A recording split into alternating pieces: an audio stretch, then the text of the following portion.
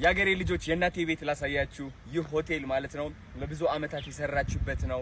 በጣም የምትወደው እናቴ በጣም ፍላወሮች ትወዳለች፣ አትክልቶች በጣም ነው የምትወደውና ላስጎበኛችሁ እፈልጋለሁ። እንደምትወዱት እርግጠኛ ነኝ። ይህ ሆቴል መቀሌ ውስጥ ነው የሚገኘው።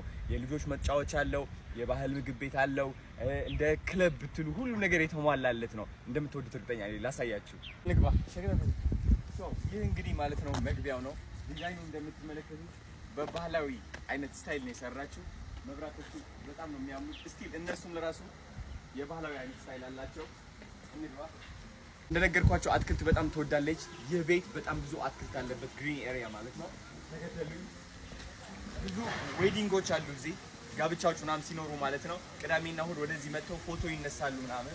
እዚህ ላይ ደግሞ ፋውንቴን አለ፣ በጣም የሚያምር ማለት ነው።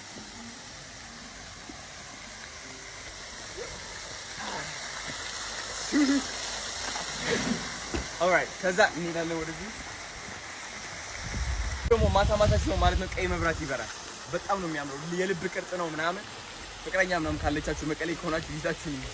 አሪፍ ቦታ ነው። ኦኬ ወደዚህ ስትገቡ ደግሞ ማለት ነው ይህ መግቢያ አለ። በጣም በቅርብ ጊዜ ክለብ ይሆናል። አውትዶር ክለብ እናደርገዋለን። ዲጄዎች ይኖራሉ። በጣም ትወዱታላችሁ። ገባ በሉ። ካምፕፋየር ደግሞ አለን እዚህ ላይ ማለት ነው። በጣም የሚያማምሩ መብራቶች አሉ። ካምፕፋየር አለ። የሆነ ደስ የሚል ሙድ ቫይብ ነው ያለው። ሙዚቃ አለ ምናምን። ይኸው አሜዚንግ። ኦኬ እንመለስ ወደዚህ ላሳያችሁ። ከዛ በኋላ ደግሞ እዚህ የኦፕን ኪችን ነው እንደምታዩት። ያው አሁን እየተሰራ ነው ያለው።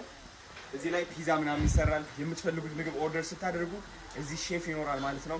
ክለብ ብቻ ሳይሆን የሚገርም ምግቦችም ይኖራሉ። እንቀጥል ወደዚህ። ይሄኛው ደግሞ ሌላ ሴክሽን ነው which is የፋውንቴን ምድር ጋር ይሄ ውሃ አለ። ውሃ የሚወርድ ከዚህ ማታ ሲሆን መብራት ይወርዳል። የሚያምር ነው። በቃ ጸዴ። ኦልራይት ተዘጋጁ፣ ነግራችኋለሁ። ፍቅረኛችሁ እንግዲህ ይዛችሁ ከመጣችሁ እዚህ ላይ እንደዚህ ቁጭ ትልና ጅዋጅዌ እንደዚህ ይዘህ ምናምን። እንዴት ነሽ የኔ ማር? ሰላም ነው? ቀንሽ እንዴት ነበር ምናምን? የእናንተ ጉዳይ እኔ የለሁበትም። ኦኬ ሶ ይህ ይመስላል ይሄ። ከዛ ደግሞ በዚህም ስትሄድ ማለት ነው አዲስ እየተሰራ ያለ የዌዲንግ ማለት ነው።